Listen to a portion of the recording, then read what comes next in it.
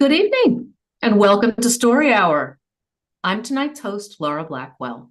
My co-host, the marvelous Daniel Marcus, started Story Hour well over 5 years ago when we just needed a little something to get us through the week. And we've been here pretty much every Wednesday since. It's working well. So if you've been here before, you know how it works. Every week we have two wonderful writers of wonders, fantasy, science fiction, tonight, horror, reading their own work, complete short stories. And tonight is no exception. Tonight, though, is part of Spooky Month, the best month of the year. So we have tonight two of our favorite spooky writers, or I should say writers of the spooky. They're not terribly spooky as humans. We have tonight AC Wise and Nadia Bulkin. If you're here on Zoom, feel free to chime in on the text chat. If you're here on YouTube, we're on YouTube this year. Feel free to leave us a comment so that we can see how much you love our writers. We all like that. And our first reader tonight is going to be AC Wise.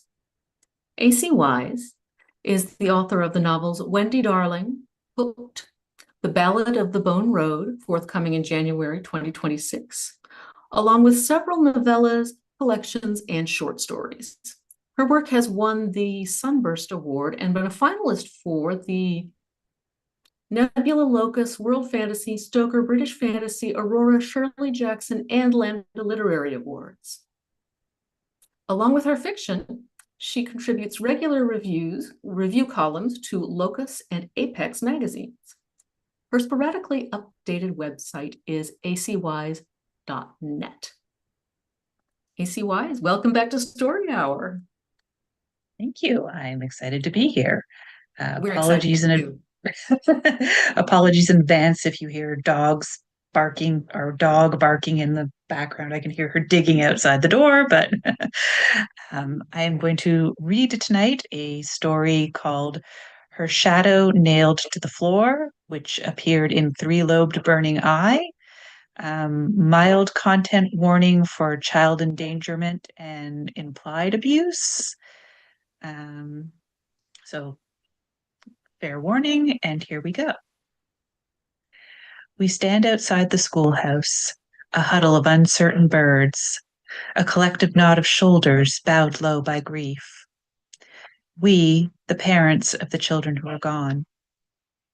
It is bright daylight. We don't dare come here after dark. Even in the sun, we can too easily imagine twilight, like the shadow of passing wings piling high upon the lawn, creating a lonely hour we could not bear. It was a visitor, merely passing through town, who informed us that our schoolhouse is haunted. It is a thing we should have known. Deep in our bones, we did know, but we preferred to look away. We chose not to see. Now that we are here, we cannot look away. We know, too, there is a place like this in every town, from densely packed city to tiny hamlet, forgotten and tucked away. The ghosts here are intangible, until all at once they are not. Until they lay chill hands at the nape of your neck and breathe cool words against your ear. It is a place that sends you running without being able to say to yourself precisely why. A place where bad things happen and the darkness walks alone. You carry it with you if you are able to leave, and it compels you to stay even as your legs ache to run. We are in mourning. That is their excuse for not coming here sooner. We searched everywhere we could for our children until we could no longer avoid the last place they were seen, where we fear they remain. In the brightness of day, the schoolhouse's shadow is stark, and within it we are small. There's a steepled tower with a bell that makes us think of churches. The front doors are painted cherry red against fresh white clapboard.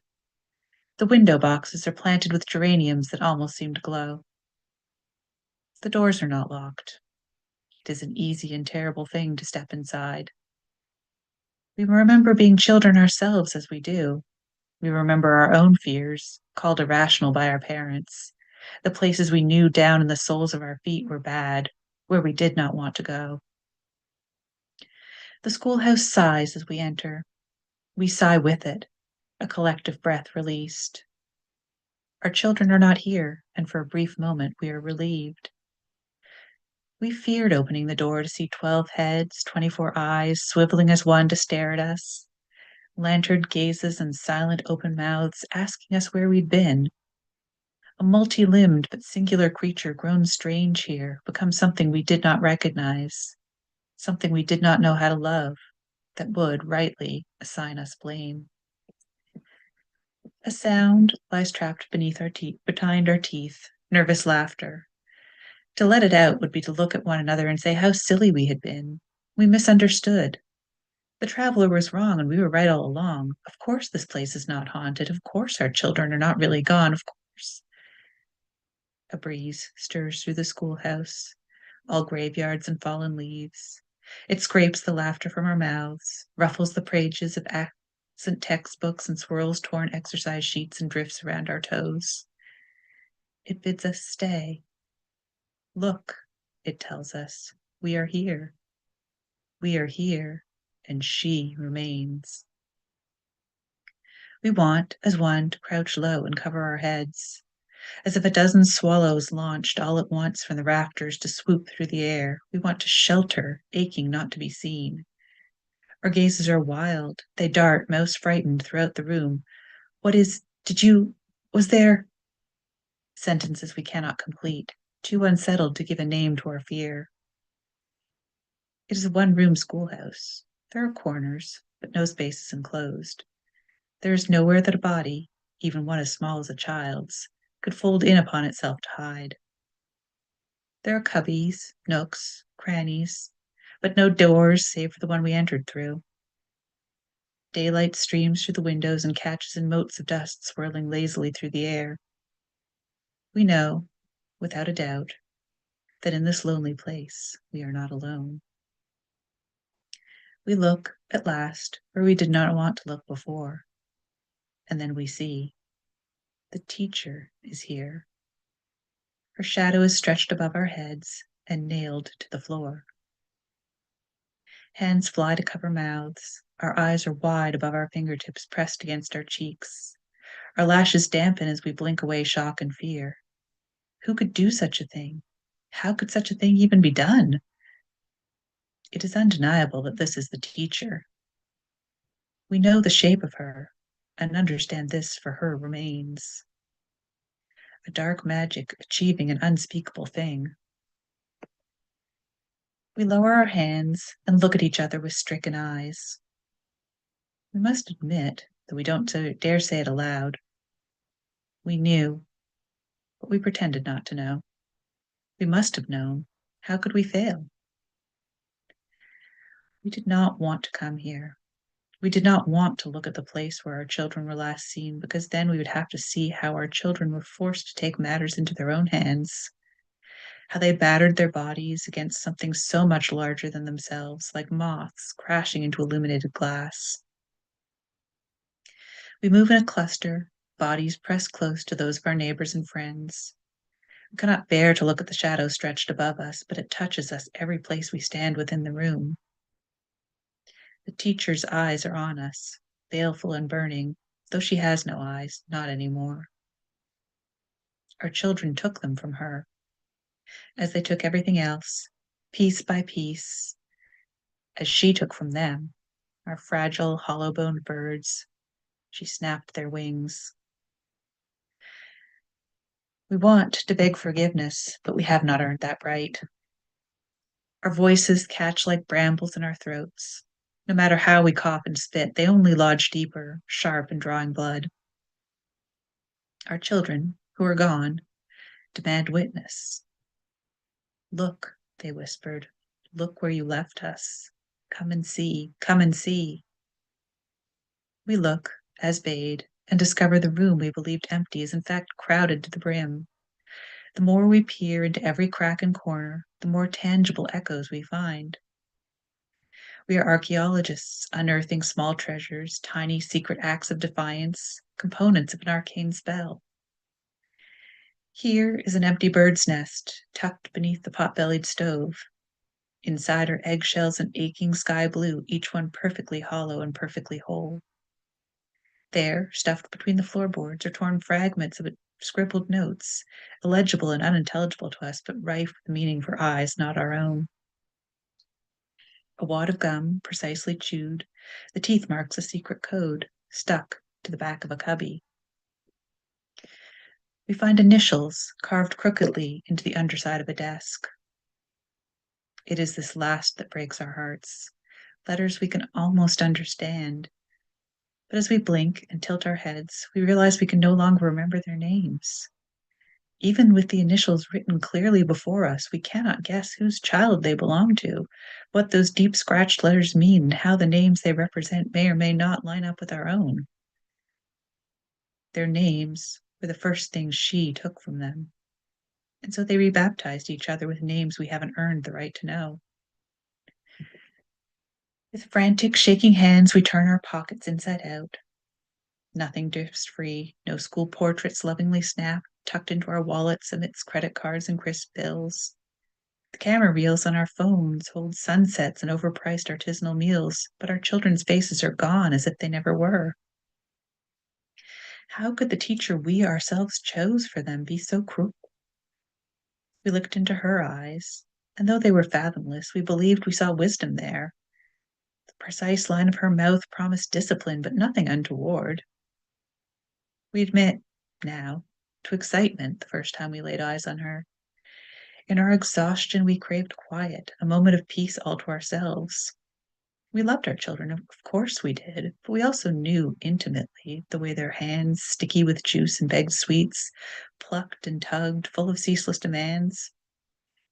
Would it be so bad, we asked ourselves, if their voices, rising with insistence, bordering on a whine, were someone else's problem for a while? Would it be so terrible if they were taught to hold their tongues? After all, didn't we ourselves grow beneath the maxim of spare the rod, spoil the child? Weren't we, in our own time, taught to be seen and never heard? They were unruly, we said in our lowest moments, but not simply curious, wild, and brimming with life. A firm hand would not go amiss, we thought, remembering the hands that shaped us in turn. We tucked them into their beds with sweet lies, telling them there are no such things as monsters. We told ourselves the stories they came home with were exaggerations and fabrications in the way that children do. We congratulated ourselves on a job well done for inviting the teacher into our midst. We poured ourselves glasses of wine, zoned out on the couch, and binged the latest reality show. In the morning, bleary and hungover, we impatiently bundled our children out the door. We ferried them into the shadow of the schoolhouse, prodded them through the cherry red doors, and refused to step in after them. The first lesson our children learned, the one we unwittingly taught them, was that no one would come to their aid. We left them on their own. And realizing this too late and all in a rush, we are haunted. Small bodies crowd around us, tiny hands press against our skin. Fingers no longer sticky with juice caress our ribs, apply pressure to our lungs, wrap lovingly around our hearts. We cannot see them. They are not heard, but our children are here. With rapid, bruising jabs, they herd us into place and use sharp-nailed fingers to pry our lids wide. See, they command us voicelessly. See what was done. There are marks upon the floor. In the corner, where the dust is most disturbed, we understand how one child, smaller and more frightened than the rest, was separated out. A tiny infraction, a trifling thing. Coughing while the teacher wrote equations on the board, a stutter, a tripping word, an answer missed when their name was called. Long drag marks left by their shoes remember where they were hauled from their desk, marched to the corner, made to stand with their toes flush against the wall. Is not here, the teacher said, and our children looked at each other in confusion. We hear the precision of her voice, a razor flaying away the student's chosen name. But our children start to protest, started to say a name forbidden to them, pointing at the one among their number who had been exiled, who they could see right before their eyes. Is not here, the teacher declared. Her voice trembled the rafters and shook dust to the floor. We see where it settled. We see where it did not. We see the outline of the child left standing in the corner, tears wetting their shirt, breath condensing against the wall. 11 desks turned around, ordered to face the other way, scraping and scratching and drowning out a muffled sob, leaving thin scars for us to read upon the boards. Is not here, the teacher said a final time, closing her eyes and savoring the words. No other child dared to speak. They knew how she would strike, swift as a snake, descending upon them like a thundercloud. We know, as they knew, how she would wield a ruler like a sword, bringing it down with the tipped metal edge designed to produce the straightest of lines, turned ever so slightly in toward their flesh. Who would design an instrument in such a way, if not for violence? What other purpose could it serve when a wooden edge on its own would produce a line just as neat? We remember the bite of that same metal and rub our hands, seeking the faint outline of ancient scars. We recall the sting and how red blood leapt free when our knuckles were split at last. We remember the teacher's terrible smile, how we too were disbelieved. We wonder if she is the very same one, called forth from our nightmares to serve once again. We wonder, because we cannot quite recall, what horrible things we were forced to do.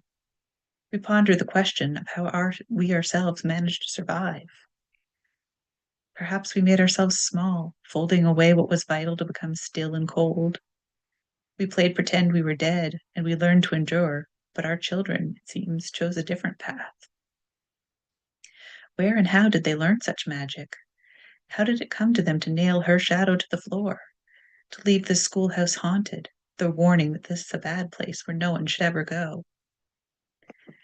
We imagine them tumbling like blown leaves through the streets of our once the schoolhouse finally split them out for the afternoon, seeking out dusty, secret places, forgotten tomes tucked into the most arcane and neglected shelves of our public library.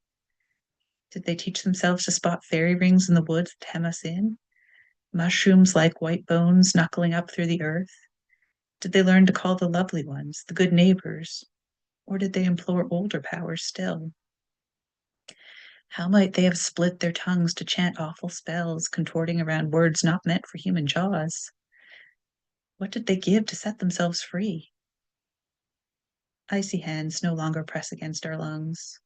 We crave the sensation of fingers curled around our bones, begging us to stay, asking us to call them home for supper and tuck them in again. There are no hands here, no children left to call. They offered themselves a bit at a time, a fingernail picked and raggedly torn, a tooth already hanging by a thread, the aftermath of a haircut, blood from a scraped knee. When it wasn't enough, they gave more. Memories of bright summer days, the tip of a left pinky, the entirety of a right big toe. They hollowed themselves out, became shades until they were all but gone. And in that time, they learned. Guardians other than ourselves taught them to dig in the earth with fingers grown long and sharp like whittled bones, when they should have been asleep in their beds. They counseled wadded blankets left upon pillows in place of dreaming heads. Our children learned to muffle their footsteps across moon-wet lawns and sneak into graveyards to pry coffin nails from the resting places of the dead. Rusted with their tears, prayed over with bleeding tongues, cured over a dozen midnights while they bore split knuckles, and their skin written over with an alphabet of bruises and scars. The floorboards shake beneath our feet with each remembered hammer blow. Dust scatters from the rafter to land on our cheeks in place of tears. We shelter close and clutch at each other, at the teacher's echoed screams, a single moment stretched like her shadow, going on and on. This is what our children did, were forced to do, and when it was over, they too were gone. Our children are never coming home. We would not recognize them if they did. They belong to the lovely ones now, the eldritch ones. They belong to whoever came to their aid when we left them on their own. We flee from the schoolhouse, tumbling onto the bright lawn, but the haunting remains. The steeple juts through our rib cages, our hearts, the tolling bell. Bright geraniums replace our eyes, and our teeth are doors, the cherry red of new blood. We carry the teacher with us, her shadow nailed to the floor. We turn and look at each other, mournful eye meeting mournful eye. We do not have the right to apologize. We have not earned the right to grieve. We certainly have not earned the right to flee. As one body, we shuffle back inside. We step to the chalkboard, each selecting a broken piece the color of bone, and begin to write the penance we cannot speak aloud. We must cast our own spell, learn lessons of our own. Our fingers ache, they cramp. Our words overlap and collide. 100 lines, 1,000. We do not know when, if it will ever end. We will stay here in the teacher's lonely winter shadow, even as spring deepens outside.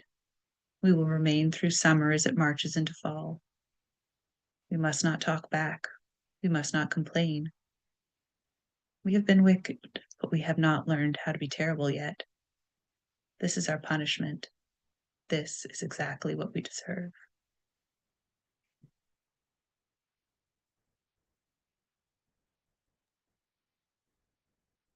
The end. That was amazing. Oh, that was amazing.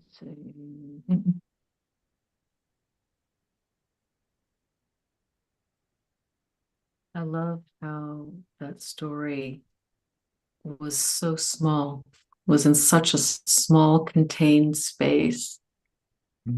And we were all just right there listening because it was so powerful. And that quiet, measured voice reading it. So scary. Thank you. Sort of like a small claustrophobic schoolhouse. Mhm. My heart is actually pounding. Mhm. Just Yep. write some lines on the chalkboard and you'll be fine. Forever and ever and ever. Ever since you said the teacher, I was like, no, no, no, no, no, no. No, that can't be good. Yeah, exactly. So spooky. Well, at Story Hour, between the readers, we like to take a moment to let the first story soak in, ready ourselves for the next. I like to do this with the breath, and I think this is a good time for all of us to, take a deep breath and let it out as one collective sigh. That was AC Wise. Our next reader tonight is Nadia Bulkin. Nadia Bulkin is the author of the short story collection She Said Destroy from Word Horde in 2017 and novella collection Issues with Authority in 2025. She is also the co-editor of the Haunted House anthology Why Didn't You Just Leave from Cursed Morsels 2024, which won a 2024 Shirley Jackson Award. Yay! She has been nominated for a Shirley Jackson Award 7 times in total and won a 2023 Bram Stoker Award for her nonfiction essay, Becoming Ungovernable, Leta, Amok, and Disorder in Indonesia. Her short stories have appeared in venues including Nightmare Magazine, The Dark, Southwest Review, and Plowshares, as well as editions of the Best Horror of the Year, the year's Best Dark Fantasy and Horror, and year's Best Weird Fiction. Nadia, welcome back. Thank you. Such an honor to I'm still digesting that story, honestly. Gosh, so scary. My story is not as scary and not as spooky. It's a little more funny and like cynical, kind of like most of my things are pretty cynical. Could use a little funny too. Yeah, sure. We'll have a little funny also for Halloween. Yeah. So it's called Fools Rush In. and it was published in a very long-worded anthology called Professor Charlotte Bardot's Travel Anthology to the Most Fictional Haunted Buildings in the Weird Wild World.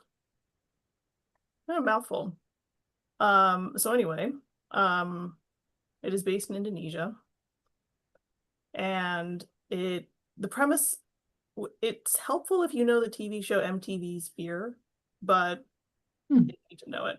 Basically, it's just like people earn money by like doing haunted dares in supposedly haunted locations that aren't actually haunted, usually. So anyway. Okay, let's go. The taxi pulled up outside the graffiti-covered walls of RSJ Katrine's main administrative building sooner than Leo would have liked. Despite being Dutch, the RSJ Katrine had that bastardized Indies look. The enormous pyramidal roof that sat like an oversized farmer's hat over two tall, shadowy stories, the thousands of sun-baked terracotta shingles piled on top of white European columns, the enormous windows with plantation-style shutters, as if it had dreamt of being a royal pavilion instead of a mental hospital back when it was alive. It occurred to Leo that those person-sized windows made the hospital look like one of those giant mountain-dwelling moths. He'd only seen them in high school science textbooks and field trips to the National Museum, so he didn't know anything about these moths except that they disguise their paper-thin fragility with bright yellow eye spots, the better to look like the wide-awake face of a carnivorous bird. Past the front gate, a paved driveway led up off the road straight to the front doors of the hospital to allow for more convenient drop-off and pickup of patients, had there still been patients. The three other surviving alumni of the haunted hospital episode of The World Beyond stood waiting by the doors, almost like dutiful nurses. The gate was only semi-functional, mostly decorative, if Leo remembered correctly, but the taxi driver clearly did not want to get any closer to the beast, and simply grunted the fare. He couldn't blame the man. The RSJ Katrine, which had stood empty since the 1950s, was like one of those infected, rotting animals that even the vultures wouldn't touch. There had been a brief attempt at reclaiming the building after chasing the Dutch out as a mental hospital or whatever else would take, but nothing stuck. No one wanted to be there. Not doctors, nor bureaucrats, nor construction workers. Bad vibes. Cursed. He suspected that these vibes only got worse as it decayed, as more and more of its paint finish and roof tiles slipped off like skin. As he thumbed through his wallet and handed over the cash, Leo felt a deep desire to tell the taxi driver why he was there. The sad story about Rizal's motorcycle accident, the shame he had carried since that disastrous episode of The World Beyond in which he had spoken the terrible lie for the first time. But the old man just counted his money in silence and waited for him to get out, as if he already knew. In Leo's most anxious nightmares, everyone in the world already knew. His parents, his friends, the guy he bought Boxo from, every woman he might possibly be interested in, every single person he met on every single production set. When he was awake, he sometimes tried to trick himself into believing that if he just told the truth about what happened that night, the only thing that would follow would be a wash of relief. Everyone would understand. No one would be angry. But his dreams confirmed that this was delusion, because in Sleep World, everyone always reacted with a disgust that felt not only real, but deserved. The others hailed him through the gate with stiff puppet arms. He tucked his head down while squeezing through an opening. When they were filming The World Beyond last year, it was at this very boundary crossing that he'd first started feeling sick. But, Leo told himself, surely his tolerance for frightening situations had improved since then. Since appearing on The World Beyond, fearlessness had become part of his persona. He competed on daredevil reality shows, interviewed supposed murderers, was in an energy drink commercial where he faked jumping out of an airplane. He was fearless Leo now. He could go inside. The last time he walked up this driveway, a production crew had been waiting for him at the other end. Lights, cameras, cigarette butts. There was their guide, a supposed groundskeeper, who walked them through the empty halls and pointed out rooms and stairwells where ghosts had been spotted. Leo was pretty sure that guy turned out to be an actor. He'd seen him since in a toothpaste commercial. All this fakery should have made him feel calmer about having faked the completion of his assigned dare. But in the dark, it didn't. This time there were only these three of his former castmates. Yudi, who had to try to summon the ghost of the hospital administrator with a Ouija board. Poppy, who had to sit in the infirmary for 6 hours. Those two had apparently started dating, as well as gotten nicer clothes and slicker haircuts. Then there was the other girl, Astrid, who'd quit in the middle of her attempt to channel the spirit of a Dutch soldier who'd been quartered at the hospital during World War II. She had not received any share of the prize money, and accordingly had clearly not updated her night market grunge wardrobe. "It's been a while," Leo said. "So what's going on?" The three of them looked at each other, exchanging one too many glances for Leo's comfort. The invitation for a reunion had come from Yudi, but Leo had the distinct impression now that the other three had planned it all without him. He tried to shake off his whispering suspicions. He hadn't exactly made an effort to stay in touch. Eventually, Yudi answered, "Poppy's sick." Leo glanced at slight, demure Poppy, dressed in delicate white cotton that made him think instantly of a burial shroud. The sort of burial shroud that would have been used when carting away dead patients in the middle of the night. There was a morgue on the premises, wasn't there? Yes, in one of the tiny bungalows set behind the main hospital building, where the servant quarters would be if an extremely stupid rich family decided to turn this place into a mansion. He remembered because Rizal had to do his dare in there, sit in the morgue alone in radio silence for 30 minutes. Sick with what? "They're not sure," Poppy said, quietly. "Something about my lungs?" See, with what happened to Rizal, and now Poppy, Yudi squeezed the girl's arm, we felt like we needed to ask for closure from this place. Forgiveness, since we got paid to do a stupid reality TV show here without paying it proper respect. Astrid cleared her throat pointedly. Okay, not all of us got paid, but we all took part in using a hospital for entertainment. Leo wanted to protest that filming The World Beyond had not been very entertaining for any of them. He couldn't sleep without drugs for 6 months afterward, and that it wasn't on them to beg forgiveness from dead Dutch psych doctors. Why should they apologize for disturbing ghosts who shouldn't have been here in the first place? Why should they apologize for bastardizing a colonial building that had been built on their land without their consent? But just thinking this way made him queasy. Don't tempt fate, as his mother would say. As if by telling his younger siblings some bullshit story about a ghost in a grocery store, he would actually make the store haunted. It didn't make sense in the daylight, but the spirit world didn't operate by the rules of daylight. That was his mother's whole point. "Good idea," he said, and Yudi nodded curtly before shoving open the front door. Inside, the walls of the hospital were still covered in graffiti, the floor now caked in even more dirt. The damp smell of mildew and undead weeds was even stronger than before, but what had felt a bit like a spooky film set last time, he suspected the red devil tag that they spent a whole lot of time filming might have been made by one of the crew, now bore a still, suffocating weight. "Smells horrible," Leo mumbled, before a wooden groan and a drop into darkness nearly lifted him clean out of his body. Flashlights came on, and out of the corner of his eye he saw Astrid moving away from the now closed front door, sending him a long, shadowed stare. Come on, Leo, he thought to himself, toughen up. They arranged themselves in a square in the center of what had been, many decades ago, the hospital's lobby, now marked by little more than holes in the floor where the registration desk had once stood. Yudi took a piece of paper out of his jacket pocket, then cleared his throat and began to read. Leo would have expected a ritual of closure to invoke words like peace and acceptance and gratitude. Yudi's ritual was filled with words like ask and speak and awaken. A breeze whistled through the barely open windows, as if answering an invitation. Leo started getting twitchy, which seemed like the opposite of what this ritual was supposed to accomplish. "You sure that's the right ritual?" The three of them stared at him indignantly. "It just doesn't sound very, final." "It's the right ritual," Yudi said. After Yudi finished reading, they listened to the RSJ Katrine for a response.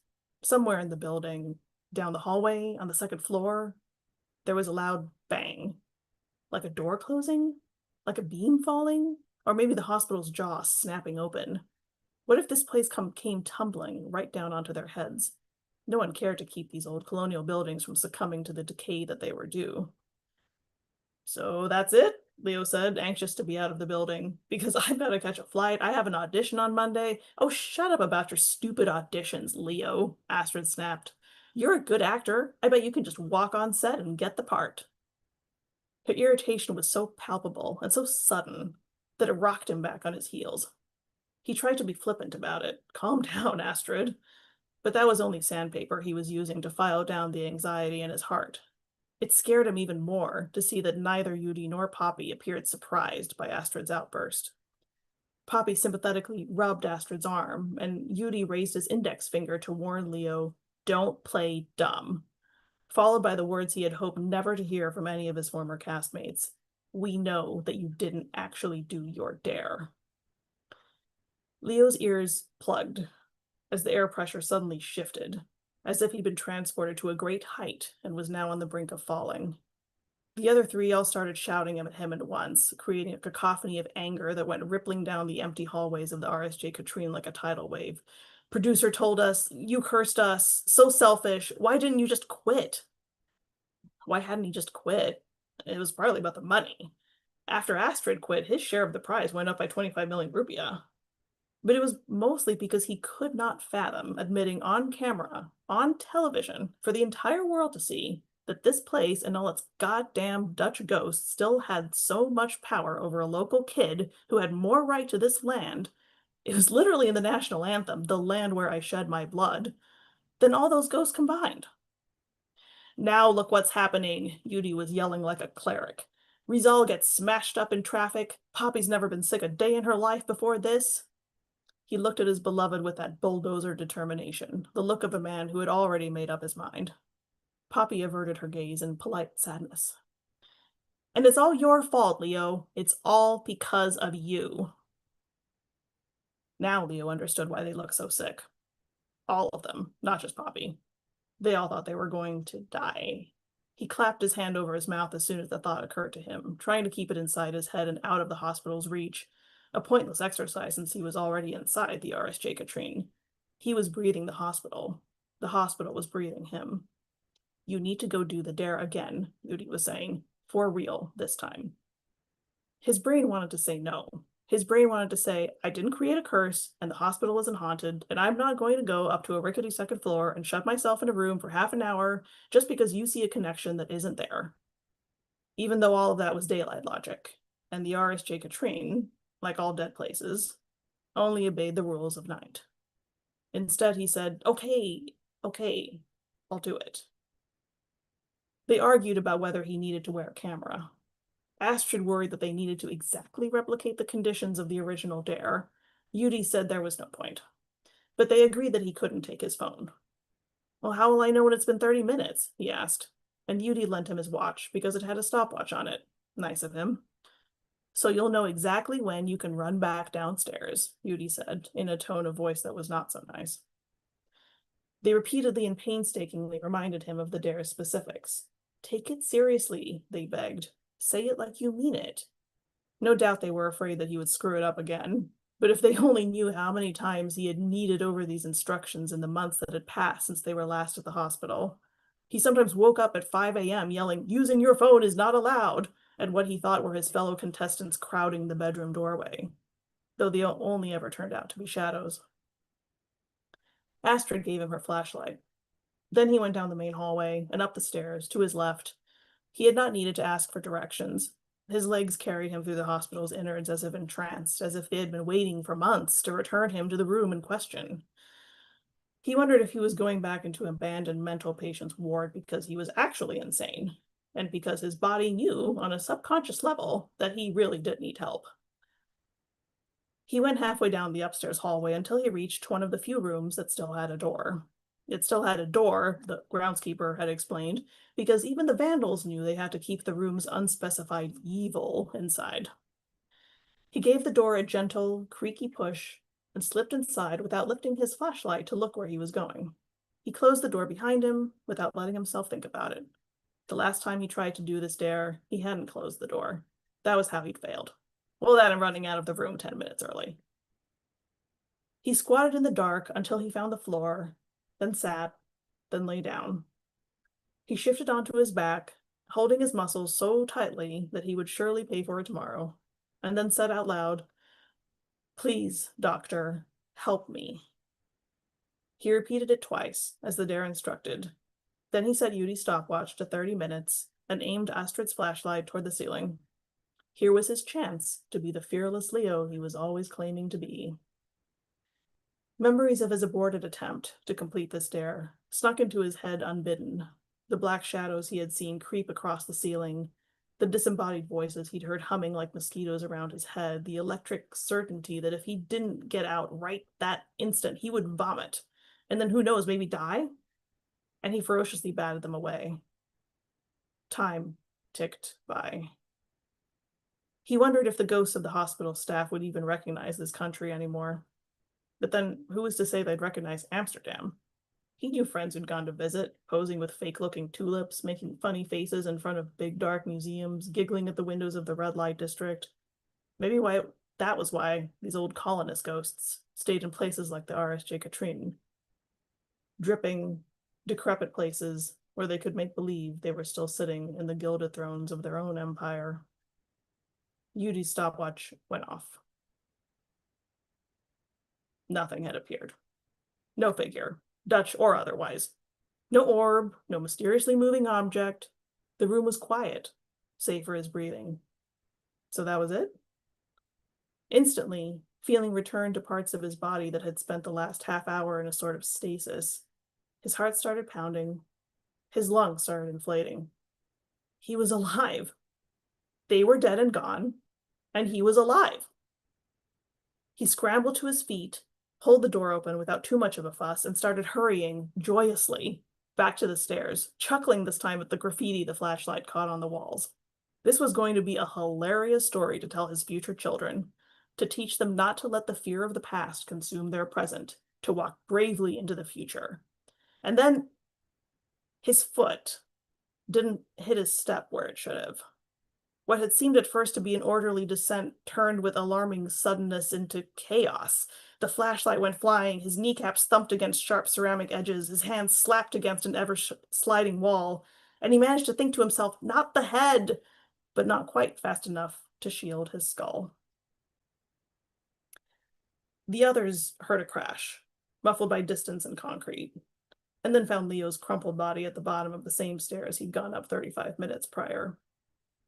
Yudi's flashlight lit up the twisted face first. He swore and turned the beam away. Do you think he did the dare? Poppy asked. I mean, before he died? Astrid gave her a sharp glare. He was coming downstairs, wasn't he? He could have backed out again, Yudi said. We don't know. Astrid shook her head. She reached down for the flashlight that had rolled to a stop next to poor, dead, foolish Leo, and gave it a whack to turn it back on. The idiot should have just followed her lead while they were filming and quit when he got scared. The dares they had to do on the world beyond were risky beyond reason. Maybe not physically, but psychically. No one would have blamed him. No, she said. I think he did it. So we're safe? Yudi gently put his hand on Poppy's back, as if he was one of her baffled doctors, listening with a stethoscope. We're okay? Poppy put her hand to her sternum and took a big, raggedy breath. I do feel better, I think. Alhamdulillah, said Yudi, and knelt down to take his watch back. They made their way out of the hospital and back to the car, taking their time now that the building felt less menacing. They could hear the sounds of the living again. Engines sputtering, horn squawking, even the sunset call to prayer. The hospital had been defanged. They were free. Poppy was tired and needed to stretch out of the back seat. Meanwhile, Astrid had to hop back out of the car to push open the front gate, and as she did so, she took what she hoped would be her last look at the RSJ Katrine. Its enormous windows, she realized, looked like the eye spots of a giant moth. We should tell somebody, Astrid said when she got back in the car. Like his family. We will, Yudi said. From the back seat, Poppy coughed. The end.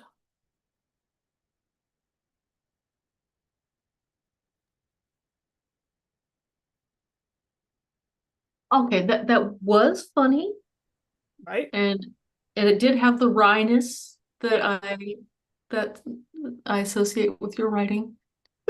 But I still got kind of scared, Nadia.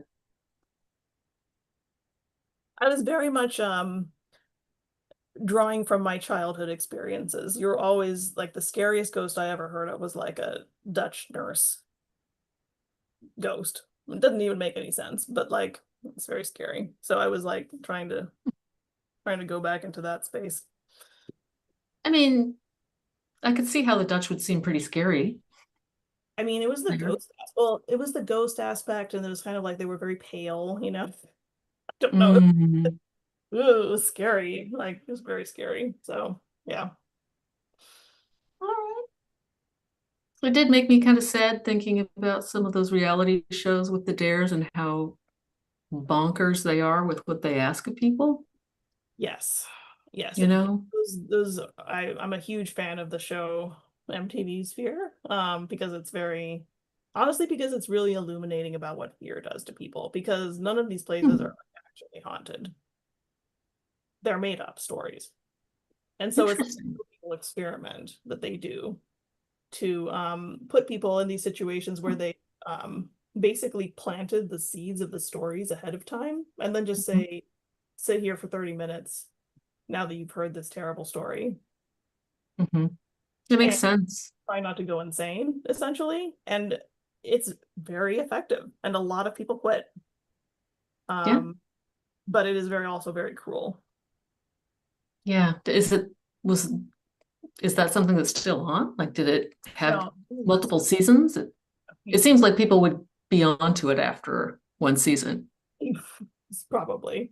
Although Yeah. it wasn't like talked about too much, actually. Like I think they came away thinking this place is absolutely haunted.